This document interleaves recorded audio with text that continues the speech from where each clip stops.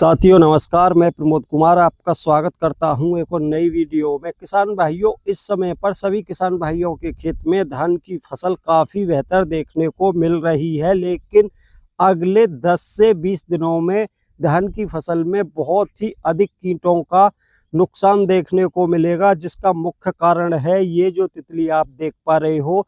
इस समय सभी किसान भाइयों की धान की फसल में ये तितली बहुत ही अधिक मात्रा में उड़ती और बैठी हुई दिखाई दे रही हैं। जब आप अपने धान की फसल को सुबह के समय या शाम के समय जाकर देखोगे तो किसान भाइयों, आपके धान की फसल में बहुत सारी तितलियां दिखाई देंगी, जो कुछ इस प्रकार से धान की पत्तियों पर अंडे रख रही हैं। जी हाँ किसान भाइयों, ये जो आप एक छोटा सा अंडा देख पा रहे हो, इसके अंदर लगभग 150 से 200 छोटे लार्वा है, जो अगले 5-6 दिनों में इन अंडों में से निकलकर आपके धान की फसल में नुकसान पहुंचाने के लिए तैयार होने वाले हैं। तो किसान भाइयों, सबसे अच्छा समय यही रहता है कि जब धान की फसल में तितलियां और उसके अंडे इस प्रकार से देखने को मिले, तुरंत कीटनाशक दवाओं का स्प्रे करना चाहिए, जिससे शुरुआती अवस्था में ही धान में लगने वाले तना छेदक और पत्ता लपेट की 100% रोकथाम हो सके। जी हाँ किसान भाइयों, ये जो आपने एक छोटा सा अंडा देखा है,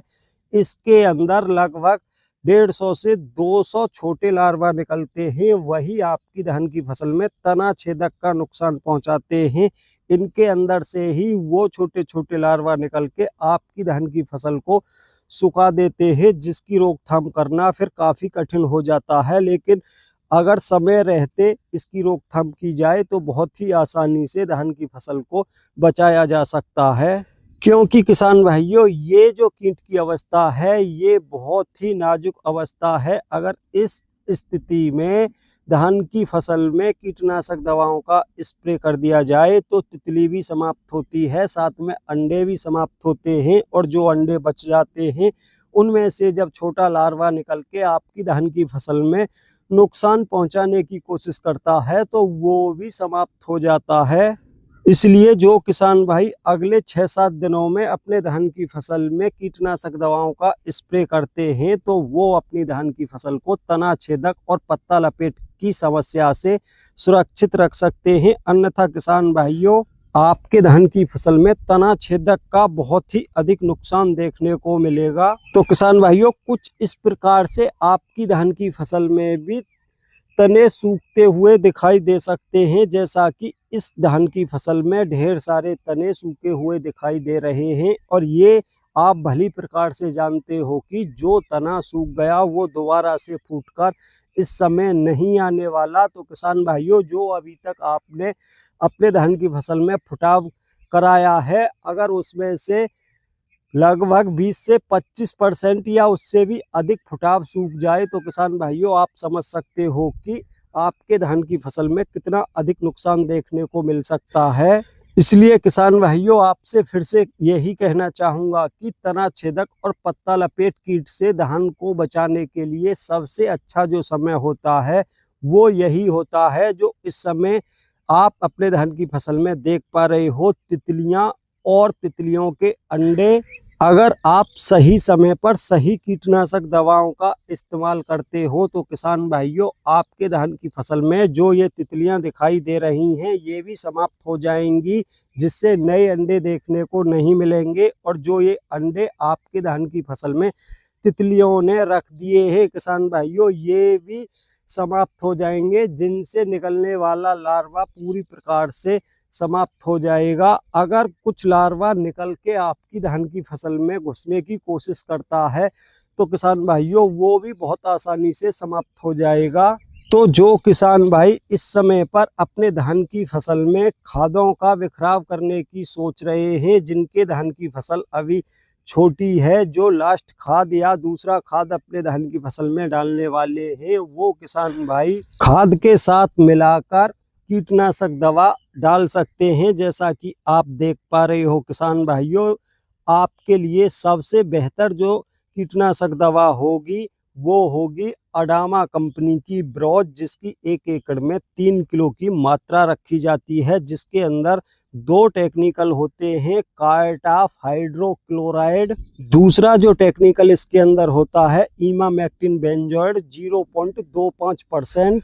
धान की फसल में इसके बहुत ही बेहतर रिजल्ट देखने को मिलते हैं। अगर आप इसको नहीं डालना चाहते तो किसान भाइयों आप दूसरा दानेदार कीटनाशक एफएमसी का फटेरा डाल सकते हो, जिसकी निर्धारित मात्रा धान की फसल में 1 एकड़ में 4 किलो होती है। या फिर आप सिजेंटा कंपनी की वर्टा को भी डाल सकते हो, उसकी मात्रा आपको 1 एकड़ में 2.5 से 3 किलो रखनी होगी। तो किसान भाइयों अगर आप इन तीनों में से किसी एक कीटनाशक को अपने धान की फसल में खाद में मिलाकर डालते हो तो ये भी ध्यान रखना होगा कि डालने के लगभग 4 से 5 दिनों तक आपको अपनी धान की फसल में 2 से 3 इंच पानी लगातार भर के रखना होगा, जिससे ये दवा घुलकर सारे पौधे में फैल जाए, पौधे को जहरीला कर दे।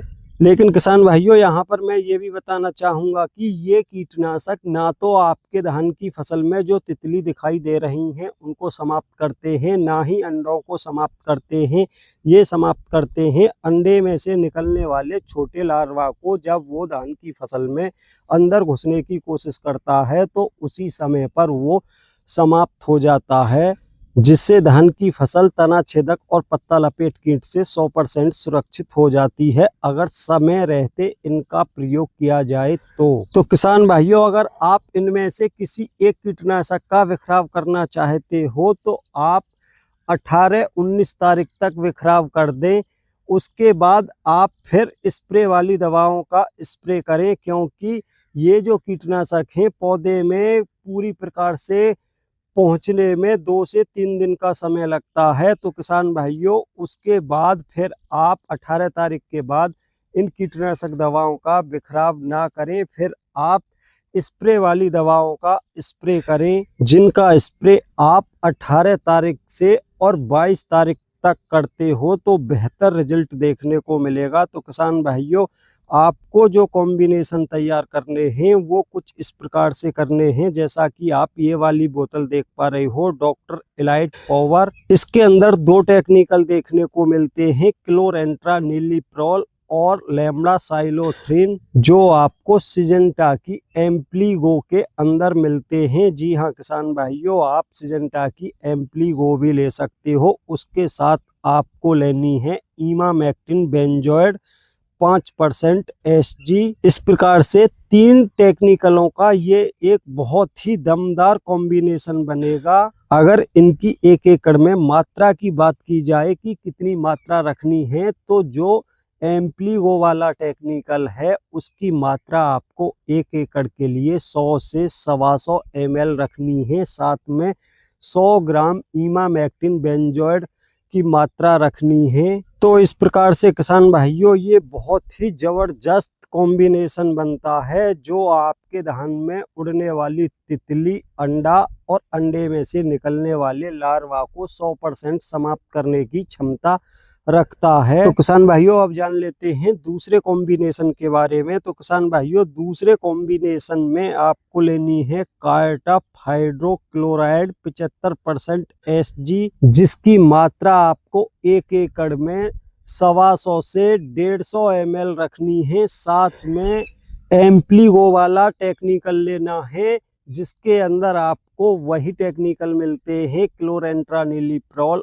और लैम्ब्डासाइलोथ्रिन, जिसकी मात्रा आपको 100 से 125 ml रखनी है। इस प्रकार से किसान भाइयों ये भी एक बहुत जबरदस्त कॉम्बिनेशन बनता है। अगर सही कहूं तो ये इतना ताकतवर कॉम्बिनेशन है कि किसान भाइयों आपके धान की फसल में तितली के अंडे और जो अंडे में से लार्वा निकल के धान की फसल में नुकसान भी पहुंचाने लगा है, अगर आप उस समय पर भी इसकी स्प्रे करते हो तो ये धान के अंदर छुपे हुए लार्वा या सुंडी को भी समाप्त करने की क्षमता रखता है। या फिर किसान भाइयों आप तीसरा कॉम्बिनेशन कुछ इस प्रकार से भी बना सकते हो कि इमामेक्टिन बेंजोइड 5% SG की मात्रा 100 ग्राम लें और उसके साथ कार्टाफ हाइड्रोक्लोराइड 75% 150 ग्राम मिलाएं तो किसान भाइयों ये भी बहुत जबरदस्त कॉम्बिनेशन बन के आता है। ये भी आपकी धान की फसल को तना छेदक और पत्ता लपेट से 100% सुरक्षित रखने का दम रखता है। तो किसान भाइयों इनमें से आपको जो भी बेहतर कॉम्बिनेशन लगे आप उनमें से किसी एक कॉम्बिनेशन की स्प्रे अपने धान की फसल में 22 तारीख तक अवश्य कर दें। और ये भी ध्यान रखें कि स्प्रे करते समय ये देख लें कि मौसम अगले 6-7 घंटे तक साफ रहे, बरसात ना हो, तभी स्प्रे करें। और किसान भाइयों इनमें से आप जो भी कॉम्बिनेशन बनाना चाहते हो उसके साथ स्टिकर अवश्य सम्मिलित करें, क्योंकि मौसम का कोई भी पता नहीं चलता। स्टिकर रहेगा तो किसान भाइयों ये बेहतर कार्य करके देंगे। अब जान लेते हैं कि 1 एकड़ धान की फसल में आपको पानी की कितनी आवश्यकता पड़ेगी। तो किसान भाइयों स्प्रे के पानी के लिए आप कम से कम 160 से 180 लीटर पानी अवश्य रखें, जिससे स्प्रे करते समय सारी फसल आसानी से कवर हो सके और आपको बेहतर रिजल्ट देखने को मिले। और लास्ट में सबसे जरूरी बात ये कहना चाहूँगा कि किसान भाइयों अब से पहले जो आपने अपने धान की फसल में तना छेदक या पत्ता लपेट के लिए जो भी टेक्निकल डाले थे, या तो आपने किसी खाद में दानेदार कीटनाशक दवाओं को डालकर बिखराव किया होगा, या फिर आपने स्प्रे की होगी, जो आपने पहले अपने धान की फसल में इस्तेमाल कर रखे हैं उन टेक्निकलों को फिर से ना दोहराएं, अब की बार बदल के करें। क्योंकि एक प्रकार के ही टेक्निकलों को बार बार किसी भी फसल में डालने से कीट की रेजिस्टेंस पावर बढ़ जाती है, जिससे किसान भाइयों चाहे कितना भी अच्छा कीटनाशक हो वो उतना बेहतर रिजल्ट नहीं दे पाता जो पहली बार में आपकी धान की फसल में उसने दिया था। तो किसान भाइयों ये ध्यान रखें कि कीटनाशक की कंपनी ना बदल दे, टेक्निकल बदल दे। जैसा कि अगर आपने पहले एफएमसी का फटेरा अपने धान की फसल में डाला था जिसके अंदर क्लोरेंट्रानिलीप्रोल होता है, तो अब की बार में आप फटेरा ना डालें, ना ही आप सिजेंटा की वर्टाको डालें, क्योंकि वर्टाको के अंदर भी क्लोरेंट्रानिलीप्रोल ही होता है। आप ऐसा कीटनाशक डालें जिसके अंदर दूसरे टेक्निकल हों, जैसा कि अडामा की ब्रोज। और जिन किसान भाइयों ने पहले अपने धान की फसल में अडामा की ब्रोज डाली थी वो अब की बार एफएमसी का फटेरा डालें या फिर सिजेंटा की वर्टाको डालें। ऐसा करने से बेहतर रिजल्ट देखने को मिलेंगे। और इसी प्रकार से स्प्रे करें, जो आपने पहले अपने धान की फसल में कीटनाशक या टेक्निकल डाल रखे हैं उन टेक्निकलों को बदलकर स्प्रे करें।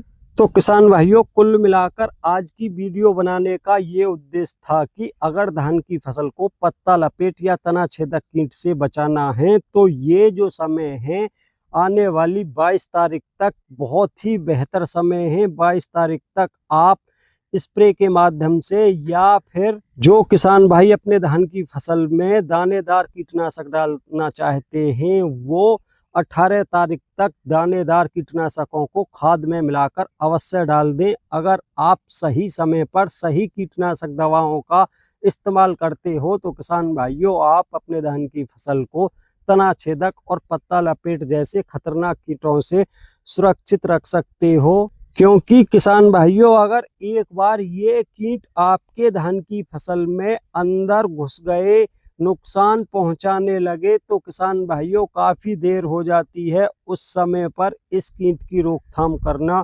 बहुत ही कठिन कार्य होता है। इसलिए किसान भाइयों समय रहते इन कीटों की रोकथाम करें।